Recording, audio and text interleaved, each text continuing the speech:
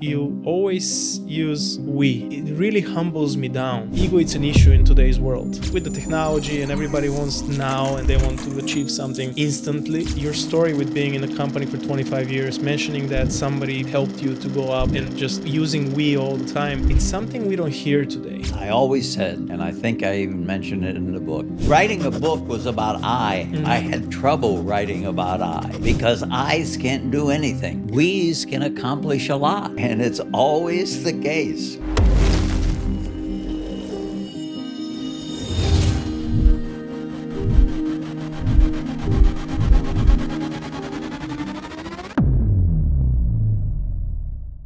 One of the first people I met back in 2008 when I first came here.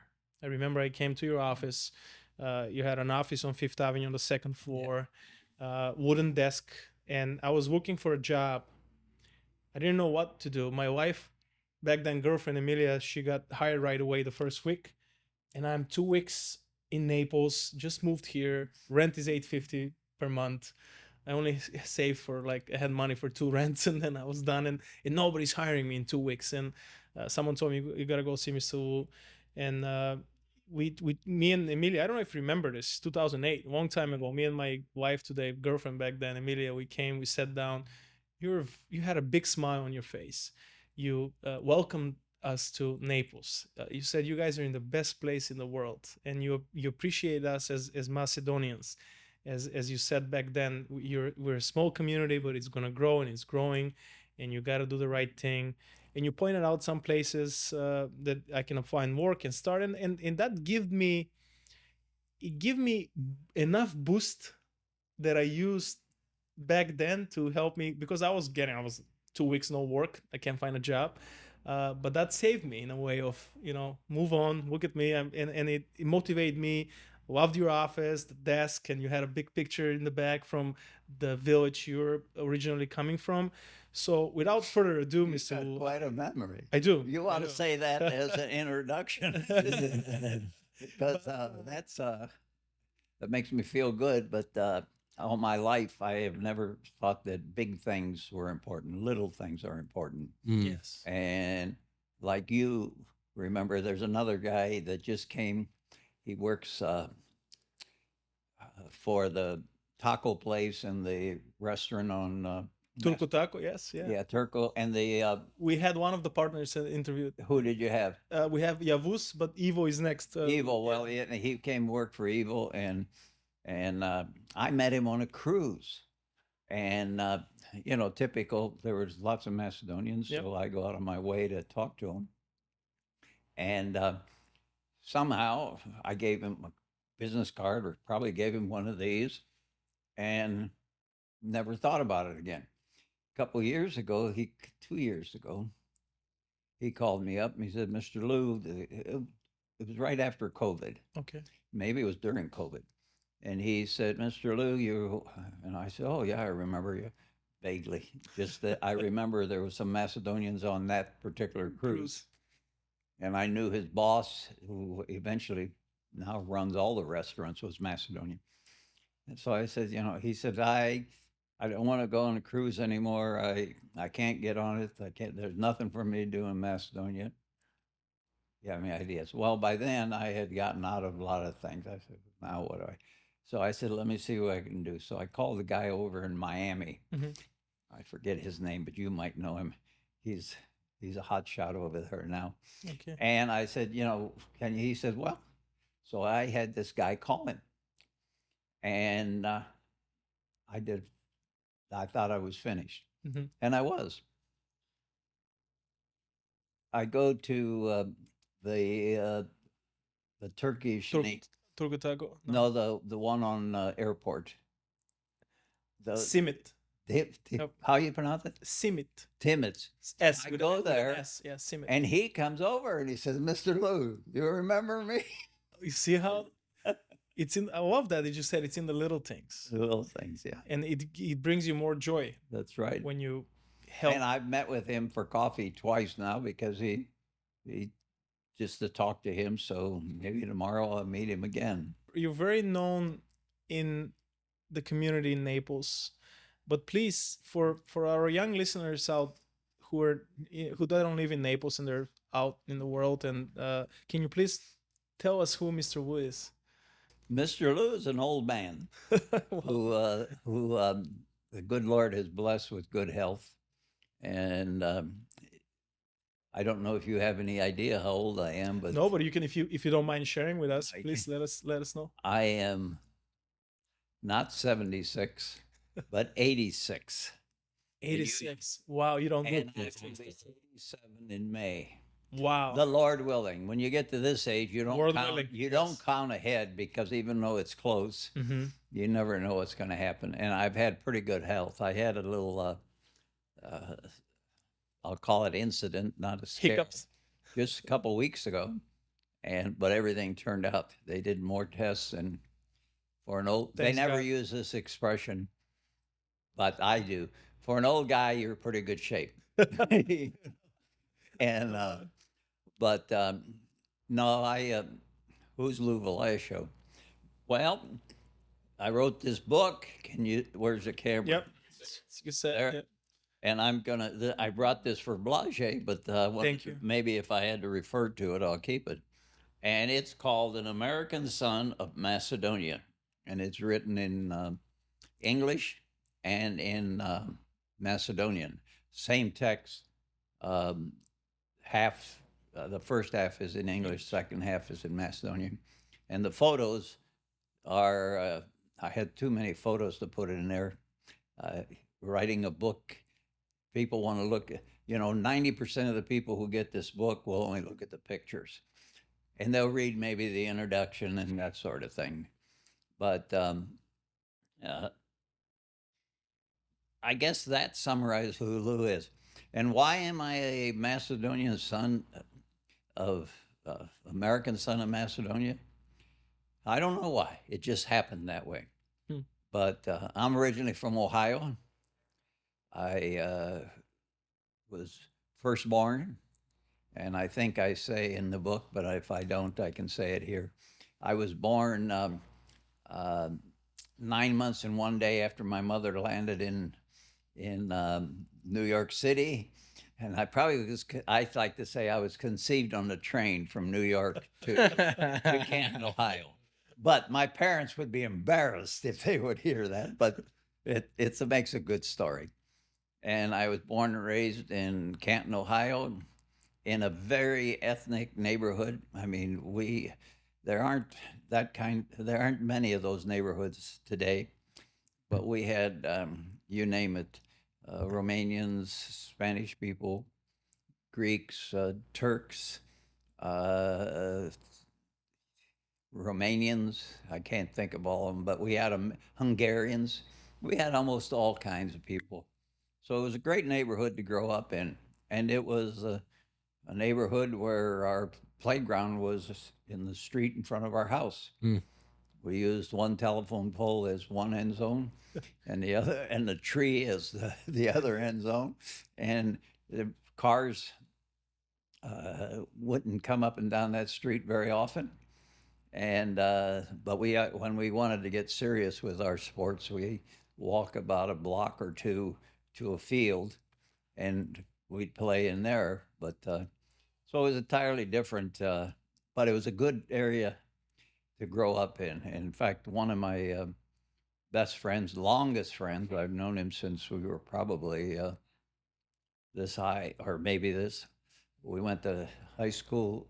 He was a year older than me. We went to the same high school. He waited. We went to the same university. He's Romanian, and that sort of bonded us. And I still talk to him. I don't see him as often. He used to come to Naples occasionally, but he's a year older, and people don't travel as much as they used to when they get a certain age. But so I only use him as an example, but I can, as I'm sitting here, I can begin to rattle off names of guys from that era that I remember that were important. Probably never thought about it when they were my friends and we were playing, but they helped shape whoever Lou Vlasho is.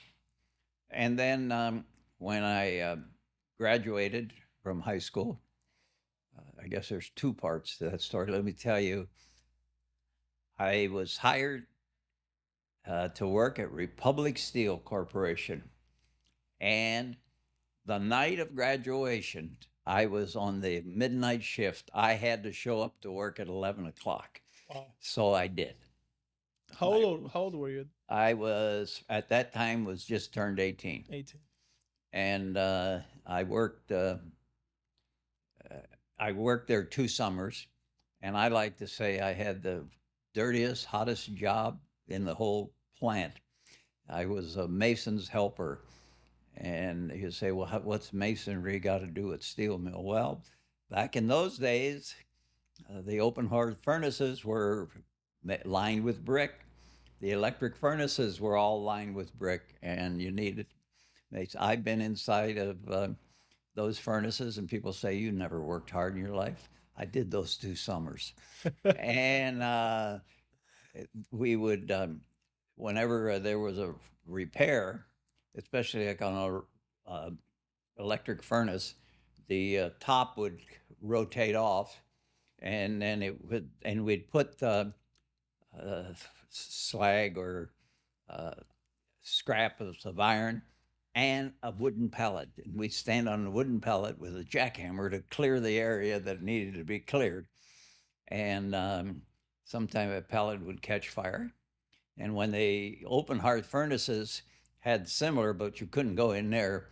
But when periodically they would be on a cycle that the open hearth furnace is a huge, big furnace, and they would cut that down, let it cool. And I can remember one night shift because the foreman who was in charge was after me. And he every time I came out of there, he sent me back in, and we were working in there with jackhammers on pallets, hotter than you could be. I came home so tired. And I don't think there was not enough room in the book, but they're also underneath those open hearth furnaces. There were it was the soot, the ashes that would form. Well, they had layers, the length of it, so that periodically when that furnace was down, we'd go in there with a tin corrugated steel that we made. I mean, this is in a big steel mill, and we would go in and with a hoe, and we'd fill that. We called it a sled, but it really wasn't a sled. It was a homemade sled, and they'd pull that soot out and drop it. How long you stay in that position? Pardon? How long you worked that job? That job I worked 2 summers. 2 summers. Yep, and you tell you how people have an influence on you. The guy who was the foreman we used to call him Spanish, and he was married to down at the end of our street was a bar that his in-laws owned. And one day when I can't remember, it was the end of the first summer or maybe the beginning of the summer. I think it was the end of the summer. I went in there and got my nickel beer with him and sat beside him, and he said, "Hi, how are you?" And I said, "Hey, can I ask you something?" I said, "Why in the hell did you work me so hard?" And he said, "I didn't want you to think, because you're making money like a lot of people do and not go back to school." And once he was convinced, the second summer I had it easy, but the first summer he gave it to me. So that tells you, one of the reasons I like whoever's interested to tell them that is because it's so unlike me to have worked in a steel mill. And when they start talking about how their jobs were so tough, when they were young, I ask them, "Well, have you ever seen steel boil?" And they say, "What are you talking about?" I said, "I worked because we were filled in sometime as a third helper on the open hearth, where we would throw slag in, they'd open that door, and it's literally steel's bubbling." Whose idea was for you to start working in the summer, especially in that you could have deliver newspapers. You could have worked an easy job. Wasn't made any money, and you know, I didn't have a lot of money. My family didn't, and But they're first generation immigrants, right? and Your well, parents. and my father worked in a steel mill. Here you go. And my brother worked in the steel mill for a long time till so it was only when I had a chance that was a place to make a few extra dollars, and I did, and that's why I went there. And as an aside, my father, you know, in Macedonia, oh, Teshko Robota, he works, he's hard, he works, and he did work hard. So I went to see him one time where he worked, and we were on the same shift. He did it for you. And he was shocked. And I said to him, after I saw what he did, I said, "You want to trade jobs?" He said, "Bego Tuka, get out of here." Get out of here. Love it. Anyways, so to pick up, so out of the high school, I went to Athens, Ohio. The the Mediterranean can never leave you, where Ohio University is one of the oldest universities. I think it's west of the Alleghenies. It's the first university. Great school, great campus, and that's where I went to school. And Charlie Candia, who was my good friend from kids, we both went together. We roomed together the first year. Then we don't ask me why, because I don't still know why I ever got in a fraternity, but we did. But we went to separate ones. He had a cousin in one, and we tried every which way to get him. But we still remained good friends in college, and when we were in Canton, we were always together there for a few years. So, anyways, I went to school, and people say, "How did you come to go to college?" Would be your next question. And I put in the book. It was just like it was to be. There was no question I wasn't going to go to college. No one ever said you got to go to college.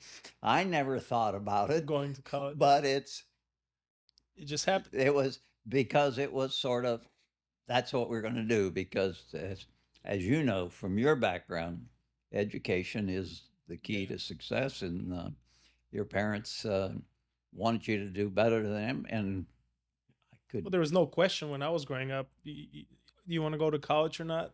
I knew I was going to college eventually, but the key was how to help the family. Once you know, it's a big expense. Yeah. So I was always thinking, how can I work something, do something, so I can help my parents to, you know, offset the expenses they have. Well, that's true, but the college education in your country, Macedonia, it's inexpensive compared to what's happened here. And my father would probably disagree with me, but I probably went to 4 years of school on $5,000 or $10,000, including room and board and everything. Wow! And because I remember my first year, my fees were something like $98 for a semester. So that's half a year. And they included room and board and 16 hours of study. And inflation is real. Like $100 and some, you know. Inflation is real, right? Wow. And today, I think as part of the problem with academia is there's a lot of good professors in the world, but there's a lot that just take advantage of the system. Yeah. So that's rambling a little bit to tell you. I went to college, got a degree, and was fortunate to get a job at a company called Hobart Corporation. Hobart is when I was married, had a son, graduation was coming, I had no job. How's that sound? And so one day, a professor who I knew casually, but later on, when I went back as an alumni, we became alumnus, I guess. We became good friends. And he read a letter from a guy saying that this company, Hobart Manufacturing Company in Troy, Ohio, which was is on the western side of Ohio. That I went after class and said, "Hey, I might be interested." So eventually, the guy who wrote the letter, and we talked. I got the job, and I packed up my wife, who's deceased, not Patty, because Yeah. I was married for 38 years, and my wife passed away here in Naples. And as an aside, never expected to get married. I'd said, Anna Jenna, that's And enough. One wife is enough. Well, Patty came along, and we now, Lord willing, the 2nd of May, we'll be married 26 years. 26. 38 and 26. It's huge success. So I thought there was Sears had a brand that was Home Art, made air conditioners and heating equipment and thing. And I thought that was the company till I got there and found out they were in the food equipment business and were and still are one of the best in the world. And they also had KitchenAid for the home and mixers. And it was a great, well, Troy was about 20,000. Interesting. Naples was about 22,000. And they they were the best. We used to call ourselves, when Cadillac was the measuring stick, before all these other fancy cars that are up here on 41 came along. The Cadillac of the industry was when you were top, that's what you used. And we were, and they still are. And Troy was a great place to raise my sons. One of the sons was born in Athens, the other one was born in Troy. And I really had a good career. Started as a accounting trainee. Was wondering where my career was going, and someone tapped me on the shoulder and said, "Hey, you know, we're going to do a computer feasibility study, and we want you to consider representing the financial end of the business." That was in 1962, about. And I said, "What do I know about computers?" The truth was, not many people knew about computers. Huh. And so I switched there, and I never was a techie type, either knowing the hardware or how to code and program. I had to learn one programming language, which is hard enough, but I never had to use it. I was into the systems design and I did that for years, everything, you know. And in those days, we didn't have this little guy here, Phone. you know. Smartphone. You don't. Today, you can. The world is here. Yep. You want me to pull up my village of Breznica? I can pull it up right now. And everything that had to happen on that computer, we had to draw a decision block. Go meet Blage. Yes, no. If yes, where? Where? Time. And then the time, you know, and all that had to go in step by step. And but it was good because not only was I in the beginning of the boom of computers, but I got to understand all the company. And then I moved. After a while, we started our MIS department, Management Information Systems, and everyone who wasn't associated with us, we had gray and red chairs. Red, by the way. Gray, scarlet and gray is Ohio State, so the Buckeyes, and they called us Mickey Mouse Land because they didn't understand what we were doing, you know. And then there were times when we didn't know what we were doing, and we finally went through. We looked at all the companies that were manufacturing computers then: Univac, Honeywell, names you don't hear today. NCR had computer, IBM, and someone else. Galway. Who? Galway. No, No. we didn't have that one.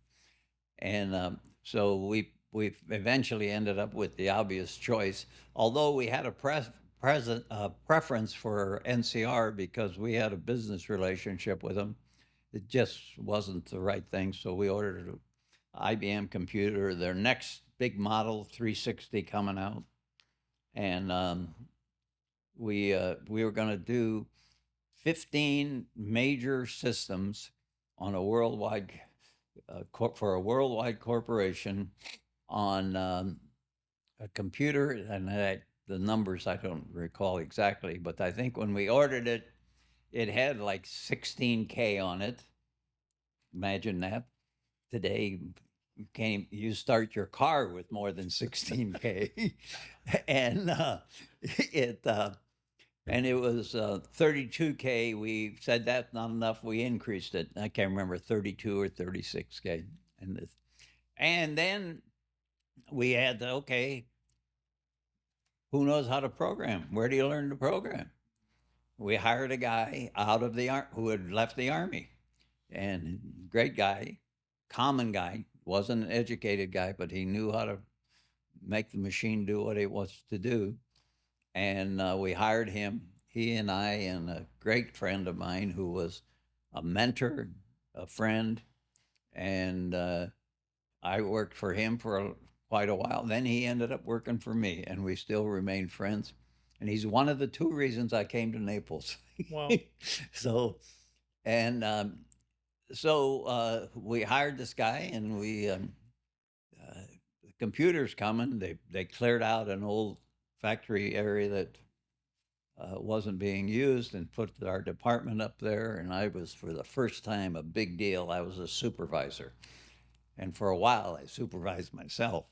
But then eventually we hired some people. But we, so the computer's on its way and it's getting closer. And so it's, what are we going to do? So the fellow, my Bill Becker was his name, was he was the manager, I was the supervisor, and the Bob Dilly, the programmer. We went into a conference room that was a little bit about this size, and it had a partition on it. And since we were going to be uh, designing things, it had blackboards all over the thing. And we sat in there for 1 week. And when we left on Friday, we said, this is how we're going to do it.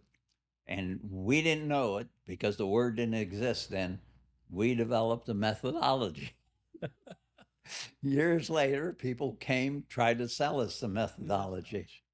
And I said, get out of here. We got our own. And there's probably still things 50 years later that are running on this thing that were designed that way. So so I had a good career, and then I moved up the ranks and was doing very well. And I like to say, when I didn't know where Troy, Ohio was when I went there. I didn't know who Hobart Manufacturing was, but eventually I got promoted and became an executive officer. You say, why do you say executive? Well, we had two types of officers. Executives were the ones that really could make corporate decisions, and administrative vice presidents had as much authority, but more limited. They couldn't legally do things. How many years you spent until you retired? 25 years. 25 years. What was the last position? Well, I was the vice president and controller. And I had assumed that position in 79 or 80. And it was. So from Mr. Wu, it's amazing. The story is amazing, and from what I'm hearing, you always use we, and you mentioned the guy who tapped you on the shoulder. It really humbles me down, because the ego, when we talk about this, especially for the young generation out there who are listening, ego, it's an issue in today's world with the technology, and everybody wants now and they want to achieve something instantly. And your story with being in a company for 25 years, mentioning that somebody helped you to go up, and just using we all the time, it's something we don't hear today. And part of the podcast is to educate our listeners that it takes time to build success. it takes time to meet the right people, but once you do, you're going to feel that you're in the right environment, and it's organically. I almost feel like your career was so easygoing and you enjoyed what you were doing because you were surrounded with the right people. Am I right? I mean, That's correct. And two things. You're very observant because I, I, I always said, and I think I even mentioned it in the book. I don't like writing a book was about I. I had trouble writing about I. And because eyes can't do anything, we's can accomplish a lot. love that. And it's always the case. And, but to pick up, and so I had just assumed this position, and wow, I was going to go uh, in a different area or a different stratosphere. And because it was there was a couple of people from the family that had run it, second, third generation, and so it was surprising, and I was pleased. Well, uh, company by the name of Canadian Pacific, one Friday afternoon decided they wanted to take us over, Hmm. and I used to say I had 24 years experience at that time. I had another 25 in the next 6 months on how to fight an unfriendly takeover. And eventually we went looking for someone, a way to save the company. And we eventually we found, they talk about white knights who come in. Mm-hmm. There are no white knights. They're gray knights. They're either black or gray, because they acquire and they want to do Demand. things their own way. And so, I was the youngest executive officers. Slowly but surely, everybody, all the other officers left. I stayed on by coincidence only because as that was beginning to happen, I was I had been involved in a professional organization called at the time the National Association of Accountants, and today it's the Institute of Management Accountants. I was a part of changing the name, and it was it's it was the largest organization, professional organization in my field, which is management accounting. Management accounting is accounting, finance, information systems, whatever, uh, broad field. And I got a call and said, nominating committee met, and uh, we want to nominate you next year for international president. They don't call it international, but it was. And I said, what? And so I talked to the people that had acquired us, and I stayed on, and that was like a 1 year getting ready, another year as president, and the third year as chairman. The chairman was more uh, ceremonial. Mm-hmm. The president was the top job, and so I stayed on, and we can talk about that in another segment. But that association, and then so I stayed, and when that was finished, by then I they knew and I knew this. The last executive officer had to leave, so I left, and You retired or you left? I left. I wasn't ready to retire. This was 1984, Okay. so figure it out.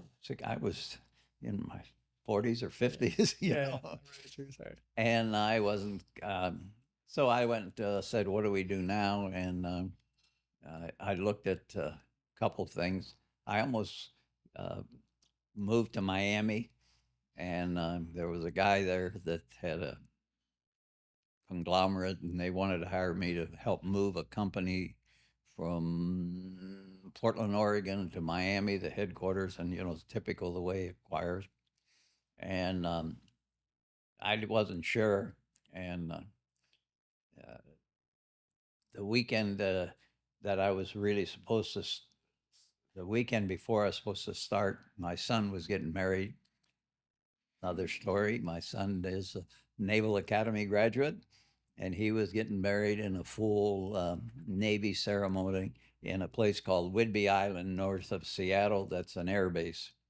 And so we had a big wedding there, and I was supposed to fly back to Miami and start work for this company. And gave me a chance to think it through. And I said, I don't want to go to Miami. So I went to Troy, Ohio and stayed to say what to do. Eventually, I ended up, I don't know how much further you want me to go, but let me just wrap it up in broad sense. Okay, because we do have some questions for you. Yeah, I was going to say in broad sense. So I talked to a lot of people about the different positions. And then finally, I ended up in Green Bay, Wisconsin. In the ice cream novelty business. Novelties are anything that comes, sandwiches on a stick, cones, anything you can buy that you buy them in the supermarket prepackaged. And it's a company, the family-owned company, and they were primarily what was called a co-packer. They were producing product for other people. Well, we their future was not good that way. So we wanted to make it into a marketing company. They hired one other guy who is still one of my best friends, and he ended up in Naples. His health isn't very good now, so he's up in Atlanta for about the last year in a independent living closer to his only son. Because up until then, his only independent guy was Mr. Lou, but that's okay. He was a good guy. So we wanted to make it a marketing company. We made a deal with Disney. We produced all the Disney frozen products. That's huge. We bought the popsicle company from Sara Lee, and this popsicle must have had 100 different trademarks. Only about 5 or 6 of them that we sold. We produced Haagen-Dazs on a stick. We produced most of the Eskimo pies. It was a great business to gain weight. And they had 5 or 6 plants around they had a couple, and we built a couple more while they were there. And but I was there for 4 years, and we were going to acquire a company. I can't think of their name, but their own. But they came after us, and I said, this is a good idea. And so I told them, we all had to sign that we're going to stay. I said, I'll sign whatever you want, but I'm leaving. And so when I went home and told my wife, and I said, where do you want to go? I thought she'd say, to Ohio. And she had been to Naples a couple times, and she said Naples. So we got in the car and came to Naples. Wow. That's awesome. That's how I got in Naples. It's a great That's story. a long-winded answer, but I hope it's interesting. No, thank you for sharing. Yeah, No, thanks it's for very sharing. It's pretty interesting. amazing. I appreciate that you share that story with us. So you came to Naples, did you keep working? I mean, I found a couple of small companies that I got involved with, and so one of them there was a guy here who had the company was in Telenet. It was in home automation. At the forefront of it. He had acquired the Skelton. It wasn't much of a company, and so I worked with him for a while. But he and his son are the two that came up with the sports channel ESPN. wow. And company Phillips Industries, I think, or Phillips Petroleum, I can't remember which one, ended up with the big investment, and they made the most. But when you look at sporting events and key things in sports, you'll find Bill Rasmussen and Scott Rasmussen there, because that changed sports. Wow. They came up with the concept, and ESPN, they claim, and they stuck to it all the years I knew them, that they uh, they were at a traffic light waiting on traffic, Hmm. and one of them says, "What about this name?" And I said, and it stuck, and that's how ESPN was named. Mis- So, anyways, there were a couple of other things, and then eventually I got involved on Fifth Fifth Avenue Avenue. with Vergina Yep. and Riso Gustrov and that Yep. sort of thing. It's amazing. So you're well connected. How do you keep your relationships close to you, and how do you keep communicating with all these people and you remember all of them? And I know, and you mentioned earlier, it's the people that makes Mr. Wu who Mr. Wu is today. How do you stay on track with that? Well, not it's easy and not easy. It's getting easier the longer I live because they're all gone. You know, I could name, when I was writing the book, there was probably uh, 50 or 100 names I wanted to include in just that Hobart experience Mhm. that were key. And you can only name a few, you know. I didn't, I want to mention the name because they'll never see it, but makes Yeah. me feel better. John Lafferty was the guy who sent that letter that my professor wrote that got me the job. I never worked for him for a long time until that feasibility study come along. Hmm. And I know he was always behind the scenes keeping an eye on me Yep. and we eventually, as the years went by, we became good friends. And but there's Carl Hoover, who was I worked in general accounting for a couple of years when I went there. Carl was a homegrown guy, not educated. He'd run in the accounting department for a major corporation, worldwide corporation, and you learn. And maybe what they taught me, and I didn't realize it, is you don't have to be a big deal. You don't have to have a PhD, etc. And you have to be a capable person who's willing to work hard and learn along the A way. learning person too. And learn. And you know, I could rattle them off, and I wish they could hear because I think they would be shocked I remember Yeah. them all. That's the I challenge. can't remember the person I met last night. Well, I remember a lot of things too, but I think it's maybe part of a Yeah. passion for people and meeting people and communicating with people. I have huge challenge when I'm hiring people, and I asked this question today. I asked them directly, are you coachable? Can you learn? Or you're just think you know everything? Because my hardest job is to try to coach somebody who thinks they know everything. Those are the hardest, the worst employees to have. And if somebody says I'm coachable, I'm hungry to learn, teach me everything you know, there is a little hope. But if they're not hungry to learn, and I think that's probably key of your success as well, is like appreciating everybody's time and learning from all these people that you met throughout the years.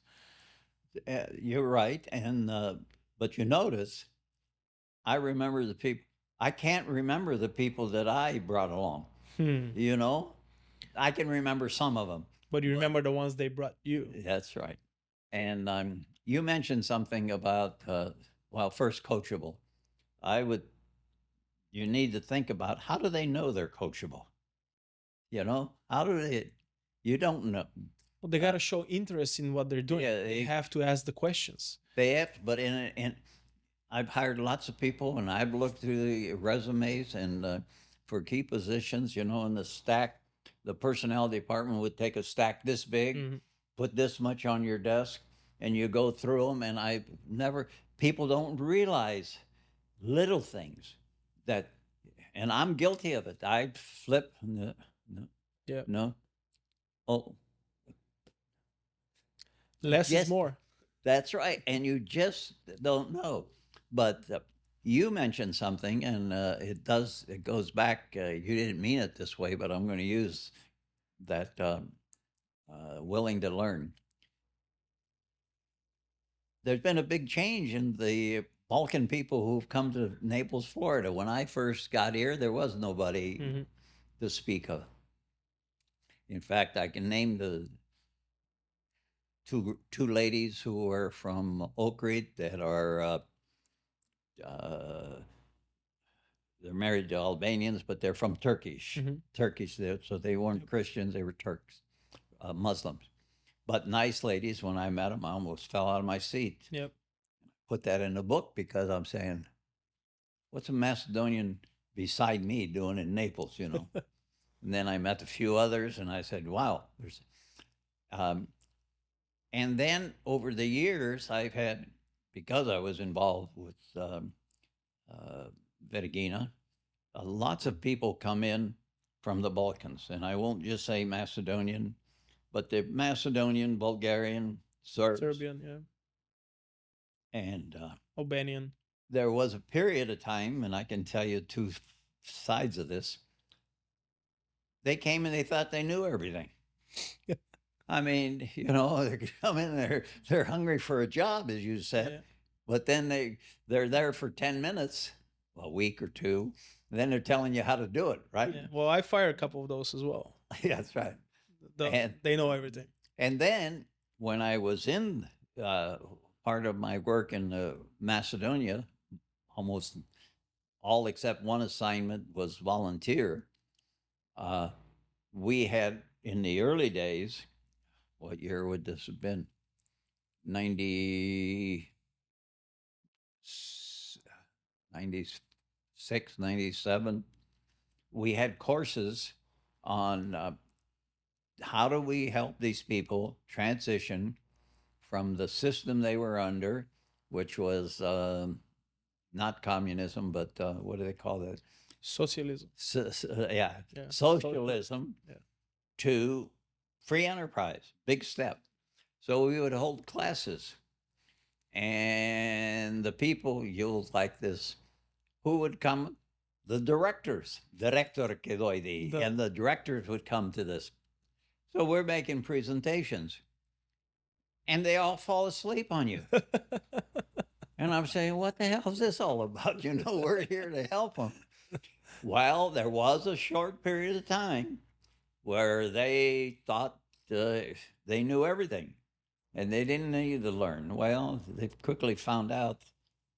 You got to learn. You got to change with the times. A great mentor of mine, even today, and you used to work with Mr. Gusterov together back in Vergina, and he always said to me, he said, Blaise, you changed. And every time you go back, let's say in the Balkans, and you visit some places, you're the one who changed because you came here, you moved here 12 years ago.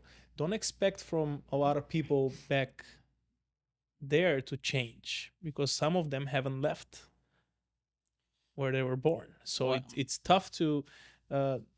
it's not as easy as it sounds for a lot of people who spend 20 years of their life there, and then they come here and they feel like they're in that time zone of, we got to do this and this in a certain amount of time. It's not easy to change, I guess is what I'm trying to say. It isn't easy to change, and but it's such a drastic change. Yeah. I mean, you know, Tito was a mastermind. I mean, you know, I originally, when I first went to... You guys know who Tito is? No. See? It's the new generations, though. That's right. Well, and Tito write it down. Yugoslavia together. Yeah. And he managed it. And for my neophyte, you probably explain, he was like a puppeteer with all those countries. Yeah. And he created good economy. And those people, if there was a time, Yugoslavia was a great place to live. Yeah. He lived a good life. And they would tell me proudly and boastfully, our passport, we could go anywhere. And that was true. But then Mr. Tito, and when I went, he had passed away when I first got involved with the Macedonian. But people still had his picture in their offices. You know, he was the first president who visited the White House, and he actually he smoked a cigar in the White House. There's a picture online. He had a cigar. You can't smoke a cigar in the White House.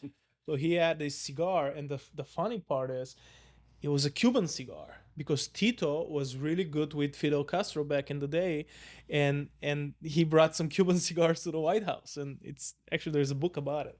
So how cool is that? I mean, that guy But to was wrap up the the base of education in Macedonia is good, and there I've been involved with people. Part of it through Risto's organization. Part of it I sort of say there's a group that I was responsible for, and they are super. Uh, they're never going to go back, but they are loyal and they'll never forget their country. But let me think. One of them now is doing all the high muckety muck work for um, Wells Fargo, and another one is a vice president there. From your hometown, do you know Radovish from Radovish, Macedonia? Okay. And they all call me Uncle Lou, and they're all like part of my family. Um, Slave. Oh, he works for Google. He works for Google. Yep, I do He know not him. only works for Google, he's in a key position at Google. I've heard. Yeah, I'm He very proud is. of him. And they've come to Naples a couple times to see me, and one of them, he or his sister, show up for my birthday. So It's amazing. and I want to make a comment about that. And his sister is at Apple. Wow. And she is, when you see these, we're updating your computer tonight or your iPhone. Yep. She is done on a couple of them. I haven't kept track lately, but I know the version before The that. She iOS did all update. the work. She was one of, not all the work. It's not fair. She was key in the development of those changes. So, and then there's another one in Texas now who works for another company, and they represent. Sure, they came here and embellished their education here, but the roots were back there. So there's just this. But good roots without a good soil. Well, there is no result. We could do another hour on I know Macedonia and where it's headed and everything, and I just touch on that for a minute might be of interest. People ask me, "Are you going to Macedonia?" And I said, "I went last summer, because of the book. We had a promotion there, and it turned out good. And in fact, I talked to a good friend yesterday on the phone, and he said, "Oh, you're going to come back?" I said, "No, I don't think I made my last visit."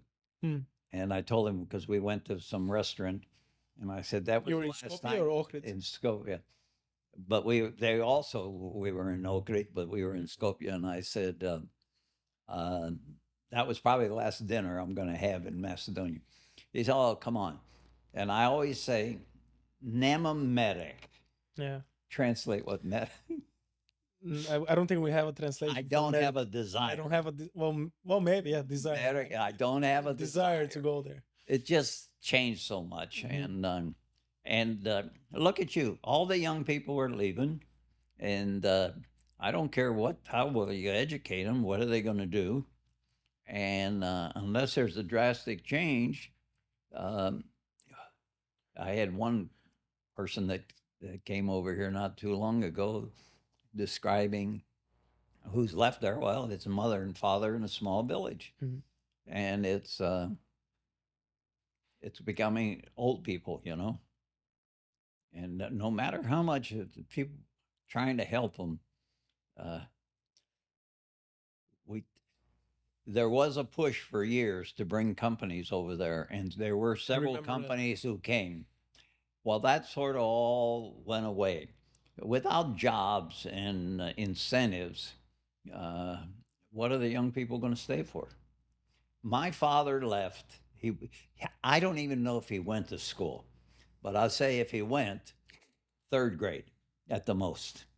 And he came over here in probably around 1915 when that's another discussion, what happened to Macedonia. How amazing is that, though? Like, how old was your father? He was probably 15 or 17 at the time. the way he was thinking back then to move He was here, and to another country. we can uh, let me come back to that. Okay. So, and he came. So even though he wasn't educated, the brain drain started back then, and it's been going on Mhm. through today. Why did my father leave Macedonia? I heard in one of your podcasts you describe, I'm from Macedonia and it's here. Wrong. Macedonia is all that area you talk about. But that podcast, actually, that short video went viral because I mentioned Greece and I mentioned just north of Greece, and then all the, I didn't. It wasn't our intention to start a little internet war from. And if you read the comments, I mean, people are fighting over like, oh no, you're Greek, you're Macedonian, you're Greek. I know who I am, and I know a lot of people who are texting. They don't know who they are. And that's the problem. The problem is the books people are reading. The problem is the propaganda the political parties are selling in the Balkans. And the reason why, again, I know you didn't ask me this, but I'm sure you know. We I'm talked not about trying to criticize you, but I'm saying I'm out of that. that I moved here. Macedonia is a big area. Yeah. And it was about the time, and that's why my father left. My father basically left. He would never say this as directly as I'm going to say it. He didn't want to be Greek. Yeah.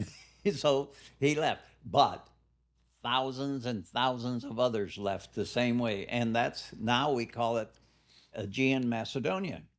And you called it, you have to technically call it North Macedonia. I don't never call I call it Macedonia. Nobody asked me if I want to change the name, so That's I would right. call it the way I remember it. But Aegean Macedonia, as an example, when I first started going to Macedonia, my ability to speak is not the greatest, but it's not bad. But I always said I spoke Saleski Macedonian. Village slang. Macedonian. Yeah. And whenever we'd get in a discussion for something, let me pick an example. What do you call a fork? Velushka. No, Stipka. Well, every city has different slangs. Yeah. And it's the basic. Well, Yeah. what happens is because of all the changes in the with the Balkans, Mhm. different words came along. I had to learn a lot of things that I didn't know. For instance, one guy would,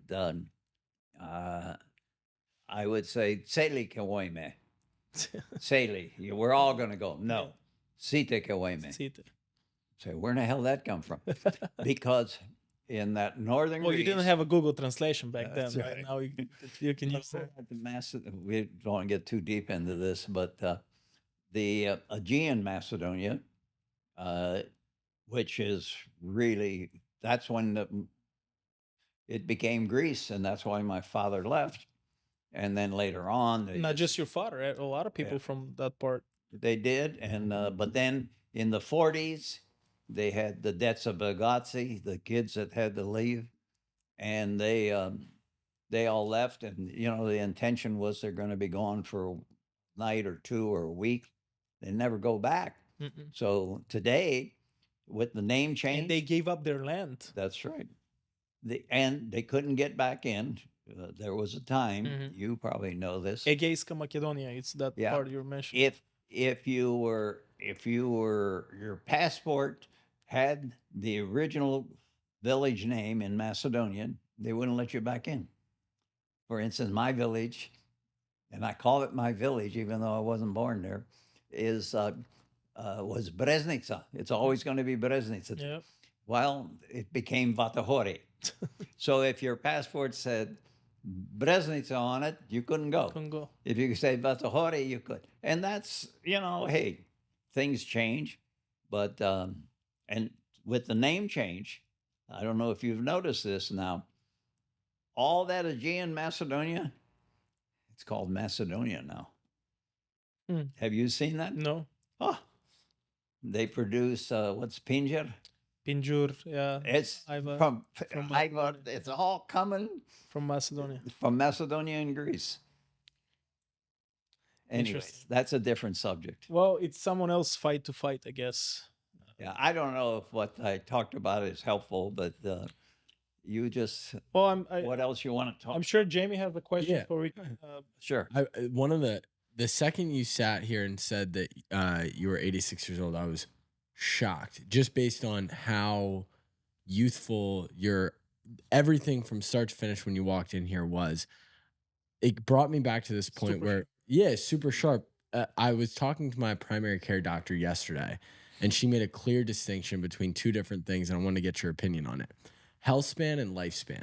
So, lifespan, although your lifespan could be 90, 95, 100, what is your actual health span? You are somebody that's 86 years old, you're going to be turning 87 soon, and it seems like I mean, in a lot of cases, you're more youthful than somebody who could be 70 years old in the same situation. So, what would be your keys to living a good or creating a good lifespan, not necessarily a health span? If I knew the answer to that, I could buy you a big studio. I love that. You could go because it's not easy. What I say as an aside, because I don't, it's hard to answer that question, but I'll I'll tell you what I say, and then I want to come back and make a point. I say it's Macedonian blood Alexander and the from Great. the sunshine. Yeah. I mean, what else can you say? But you know, where did my personality come from? My father was. I look more like my father, and as the years go by, I'm looking more like him. Uh, and he was quiet, you know, and not very outward. In fact, in the book I talk. Uh, I'll go there. I start by saying I'd like to have to sit down with my father, drink a rakia, which is a homemade whiskey, Yep. and ask him a whole bunch of questions that never even thought about asking him, and he never thought about talking. So that's my father's side. My mother, on the other hand, I have her personality. She was outgoing. She was everybody who ever met her said she was a great lady, and she, by the way, went to the third grade. My brother was born in the village, and in the book there's a picture, and I got him. Is your brother still? identified. Is your brother still alive? No, he passed away about 10 years ago, and he and she is just had that kind of personality, and somehow I probably acquired it. And how do we know what happens? You know, it's all those list of people that I talked about. Everything is going through uh, what I said, packing my son and my wife in the car, and uh, the the You were trunk was taking chances. and the trunk was almost empty, you know, and meeting people there, and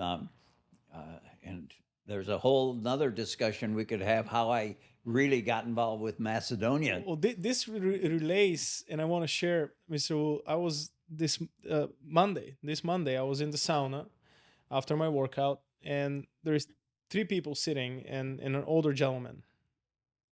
The two guys left after I came in, and I'm sitting. Usually, I do 15, 20 minutes. So I'm waiting. I'm playing this mind game. You know, guys know I'm like, I need to be the last guy in the sauna. So the older gentleman he's not even moving. Like, you know, after 20 minutes, it's very hot in the sauna. I start Yeah. like stretching and do all this, and he's just relaxed, breathing. And I said to him, I said, well, what's your name, sir? And he said, Mark.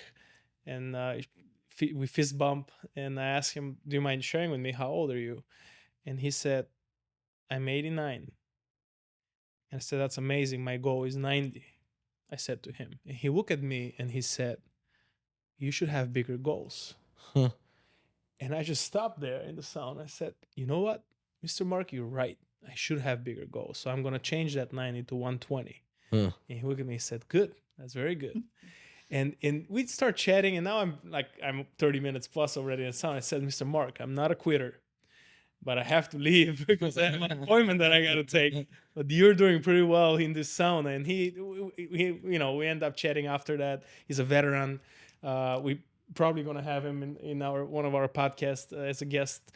Great great guy. And I really think, to kind of go back to your question, it's a mindset too. Mm. It's, I guess, not thinking about it and just do what makes you happy every day. I know you love Fifth Avenue. You have your Starbucks coffee. They know your name. Everybody knows you. I think that brings your stamina and energy up and moving. And again, you're super sharp. Is there also, I'd be interested, because you've mentored so many young people, does that give you a certain injection of energy to where you want to not only just be there to support them, but you want to see how their story plays out? Is that a part of it to you? That is, but when you talk about mentoring and all that, then the I gets involved, and I don't like that. I like to say I opened a door. That's all I did, nothing else, and they accomplished everything. Uh, and sometimes that's all it takes is a foot in the door, and It's a great message. the but there's so much that you want to get into the eye business, become a optometrist. Yeah, it's a problem in today's society. It is, and if you want to talk about today's society, uh, you know, the election that's going on in the city of Naples right now is key. We need to get back to where we were, and we need to change. We need to elect some people that don't know everything. And one of the beauties of Naples is you got an influx of people coming in, so it keeps you challenged and you learn as people come in. The other is, I always say, everybody's welcome, as long as they don't bring their baggage with them. Mr. Wu, I don't mind being a mayor of Naples one day. You could be. I don't know everything. I'm a good learner. You will learn. You will learn, and it doesn't. Sometimes you don't have to know everything, but You got to be a better listener. I want to summarize. Yeah. You say, wait a minute, you've done this and that.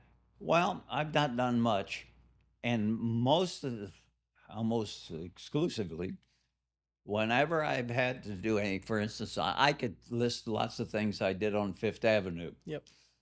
But not important that I list them. It's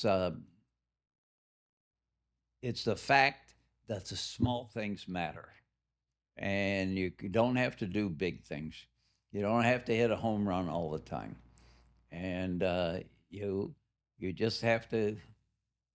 Whenever I went to ask for anything, probably got it accomplished, because never did I give the sense that it was going to help me. It wasn't going to help me. It's going to help the street, going to help the city, going to help the neighborhood. And no one said, and somebody on a podcast may now put a comment saying, bullshit, No, I never was doing anything. I just did it. Why did I? When you read the book, you'll see I did a lot of things in Troy, Ohio. Why did I do those? Because I was living in Troy, Ohio. I wanted to make it a better place. Not for That's me. a mindset everybody should have. Yeah. That's something that they don't teach this in school, Mr. Wu. Can you imagine if everybody has the same mindset and think that way? The whole world's going to be a better place to live. The interest in city elections is actually so impactful, Yeah. and we and as young people, I think we overlook it. I think No, I what agree. it's become is politics has become taboo. Like, you guys don't care, right? Like, you don't care who's going to be a mayor. You don't even know who it is. Are know you who the mayor is? registered to vote? Oh yeah, absolutely. Absolutely. Well, then go vote for Team Naples. What's There's the 4 of them? Team Naples? okay? Team Naples. There's four guys, and in fact, if you want to come to, I just put out I was going to stay out of it. You said everybody. We want to keep this podcast not political. Yeah, though, I too. was ready, but you can come there and you can join us and see who's there, and maybe you'll go vote. But it's at Bayfront. I Okay. just posted it. You said everybody knows me. Yep. You know, one of the statements I put in the book What is it? yesterday, I was Lou Vlasho, Mr. Lou, the mayor of Fifth Avenue. Today, I'm Lou Who. That's how fast things change, I love that. you know, and you got to remember that. It is. So if you get the feeling you're big in your britches, forget about it. Mm. Oh wow, that's so Go good. back to the roots. Go back to. I always say, I share this many times, and we can, you know, I guess wrap this up with this. My father always used to say, Mister, when I'm sure I share this with you. I lost my dad. He was very young, 62. He always used to say, son, when you think you're doing the best in your life, put a little rock, kamenče, in your shoe inside. So when you walk, you feel a little pain, because life's never going to be the same again, and things never, sometimes you're going to go to bad, you know, days and good days, but that will make you remember when you're on your good days that bad days are coming. So stay humble and keep working. And Okay. you delivered great messages today, Mr. Wu. I really appreciate your time. Appreciate you being here. Can I add one more sure. thing? On the internet, there's someone just put a picture or a video of Breznica. Okay. All you have to do is look at that and say, what's happened? That's the end of it. It's really what happened. What happened? Thank you, Mr. Wu. Thank you. Appreciate you. Thank you.